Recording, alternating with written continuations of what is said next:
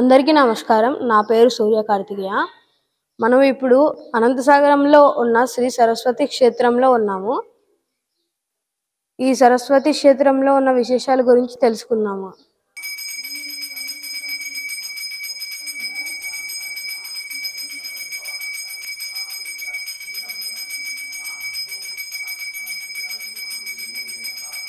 Hi friends, అందరికీ నమస్కారం. నా పేరు రోహన్ సాయి. ఇప్పుడు మనం అనంతసాగర్లో సరస్వతి క్షేత్రంలో ఉన్నాం. ఈ క్షేత్రం గురించి కొన్ని విషయాలు తెలుసుకుందాం. ఋషీణాం పునరాద్యానాం వాచమర్థోనుధావతి. ఆ వాగ్వై సరస్వతి, వాగ్రూపంలో సరస్వతి అమ్మవారు వారి శరీరంలో వాక్కు రూపంలో ఉండి వారి చెంతకొచ్చినటువంటి ఏ కష్టంలో ఉన్న విద్య కోసమైనా మాటలు రాకపోవడం, కాస్త పిల్లలు పుట్టినటువంటి వాళ్ళకి కొన్ని శారీరకమైన మానసికమైన రుగ్మతలు ఉండి వాళ్ళకి బుద్ధి వికాసం లేనటువంటి వాళ్ళకి మాటలు నత్తిగా రావడం, మాటలు అసలే రాకపోవడం, ఇట్లాంటి వాళ్ళకి, అలాగే వ్యాపారంలో ఉన్న వాళ్ళ కష్టాలు కానీ, లేక సంతానం కోసం వచ్చేటువంటి భక్తులకి సంతాన సమస్యలు ఉన్నప్పుడు కానీ, లేదా వివిధ రకాలైనటువంటి జాతక సమస్యలే కావచ్చు, వాస్తు దోషాలే కావచ్చు, లేదా వారి వారి యొక్క జాతక దోషాలు ఉండడం వల్ల వాళ్ళు పడేటువంటి కష్టాలు కావచ్చు, వీటన్నిటినీ కూడా నిర్మూలించడానికి వారి వద్దకు ఎవరు వచ్చినా, ఎలాంటి కష్టం చెప్పినా వారి యొక్క వాక్కు రూపంలో ఏది ఆదేశిస్తే వారు ఏ మాట అంటే అది వాళ్ళకి ఏ కష్టం లేకుండా వారి సూచన ఆదేశం మేరకి వాళ్ళకి ఎలాంటి అనుగ్రహించిన వాక్కుతో వాళ్ళకి ఆ కష్టాలు తీరి, వాళ్ళ సమస్యలు తీరి, వాళ్ళకు ఉన్నటువంటి ఇబ్బందులు తీరి, వాళ్ళు కోరుకున్నటువంటి కోరికలన్నీ కూడా చాలా సులభంగా నెరవేరేవి. ఇట్లాంటి నిదర్శనాలు ఎన్నో ఉన్నాయి. వ్యక్తిగతంగా నాకు కూడా అలాంటి చాలా నిదర్శనాలు ఉన్నాయి వారి యొక్క అనుగ్రహంతో. అలాంటి గొప్ప తపస్సంపన్నులు గురువుగారు.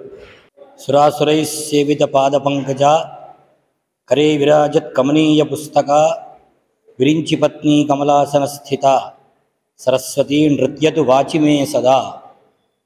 యస్య వేదమయీ వాణి, యస్య దేవమయీ తనుః, యస్య బ్రహ్మమయీ దృష్టి, స గురుః పాతు మాం సదా.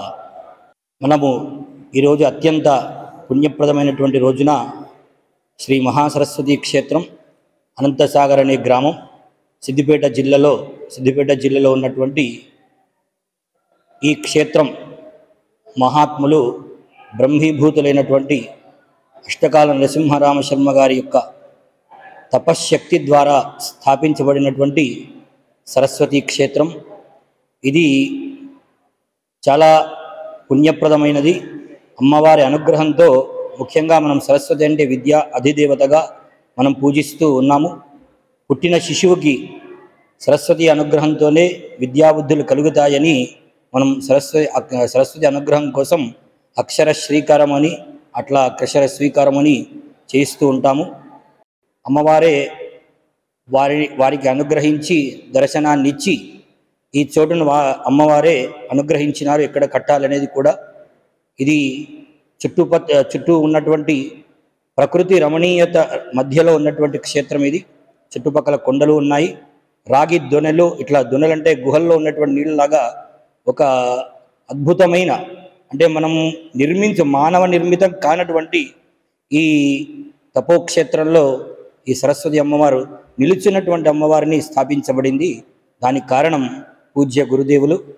వారు బాసర సరస్వతి క్షేత్రంలో తపస్సు చేసి అమ్మవారే స్వయంగా ఇక్కడ నీ తపస్సు పూర్తయిపోయింది, నువ్వు వెళ్ళొచ్చు, నిన్ను అనుగ్రహించినాను అని చెప్పినా కూడా మా గురుగారికి ఇచ్చిన మాట ప్రకారంగా నేను ఎన్ని రోజులు వారు నన్ను ఆదేశించారో అన్ని రోజుల వరకు నేను వెళ్ళను అని ఆ దీక్షతో ఉండి తపస్సు చేసి అమ్మవారి యొక్క అనుగ్రహంతో ఈ క్షేత్రాన్ని నిర్మించారు. వేదంలో కూడా ఒక మాట ఉంటుంది, వాగ్వై సరస్వతి. అమ్మవారి యొక్క స్వరూపం వాక్శక్తిగా మన అందరిలో ఉంది. ఏ జీవికైనా వాక్కు శబ్దం ఏదైనా కూడా అది సరస్వతి రూపం కనుక గురుగారు కూడా ఋషీణాం పునరాద్యానాం వాచమర్థోనుధావతి. మహాత్ముల యొక్క మాటలు అర్థం వెతుక్కొని మాటలు చెప్పడం కాదు, వారు వెలువరించిన శబ్దానికి అర్థం ఆటోమేటిక్గా అన్నట్టుగా తనంతట తానుగే అర్థం కూడా వచ్చి చేరినట్టుగా వీరి వాక్శక్తి కూడా అలాంటిది. సాక్షాత్తుగా వారి వాగ్రూపంలోనే అమ్మవారు అవతరించి ఆ శబ్దం ద్వారా చాలామంది అభాగ్యులకి ఎన్నో గొప్ప గొప్ప సౌభాగ్యాన్ని వారి వాక్కు ద్వారా అమ్మవారి అనుగ్రహంతో వారు అనుగ్రహించినారు. దాంట్లో వ్యక్తిగతంగా నేను కూడా ఒకడిని. వారి అనుగ్రహంతోనే మేమందరం ఇలా ఉన్నాం ఇప్పుడు.